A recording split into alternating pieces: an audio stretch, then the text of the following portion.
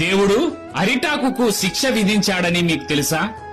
మామిడి ఆకు ప్రతి శుభకార్యంలోనూ నేను తప్పనిసరిగా ఉండాలి, అసలు నేను లేనిది ఏ శుభకార్యం జరగదు అని గర్వంగా పలుకుతుంది. అది విన్న దేవుడు చిన్నగా నవ్వి తలుపు గుమ్మానికి తలకిందులుగా వేలాడే శిక్షను విధించాడు. ఇకపోతే కరివేపాకు, వంటలలో నేను లేనిదే ఆ వంటలకు రుచి అనేదే ఉండదు, కాబట్టి నేనే గొప్ప ఆకుని అని గర్వంగా పలికింది.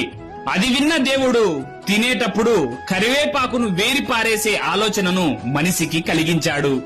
ఇదంతా విన్న అరిటాకు, ఈ మనుషులు భోజనం చేయడానికి నన్ను తప్పకుండా వాడతారు, అందుకే నేను నీకంటే చాలా గొప్ప ఆకుని అని గర్వంగా పలుకుతుంది.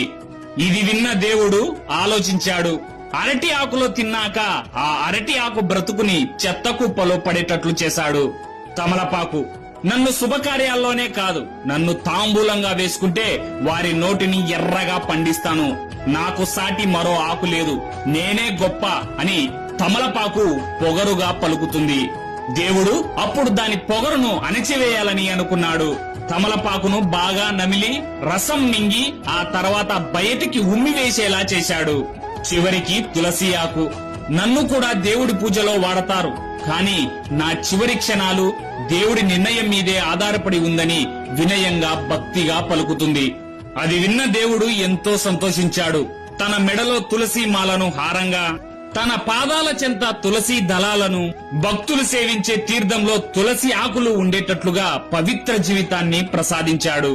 నేనే, నా వల్లే, నేనే గొప్ప, నేనే అందరికంటే గొప్ప, నా వల్లే అన్నీ జరుగుతున్నాయి అనే అహంకారంతో ఉండే వాళ్ళు మొదటిలో బాగానే ఉన్నా ఏదో ఒకరోజు పతనం చెందుతారు. వినయంగా ఉన్నవారు ఆలస్యమైన ఉన్నత స్థానాన్ని తప్పక పొందుతారు. ఈ వీడియో మీకు నచ్చితే చిన్న లైక్ చేసి మన ఛానల్ ని సబ్స్క్రైబ్ చేసుకోండి. మీ విలువైన అభిప్రాయాన్ని కామెంట్ లో తెలపండి.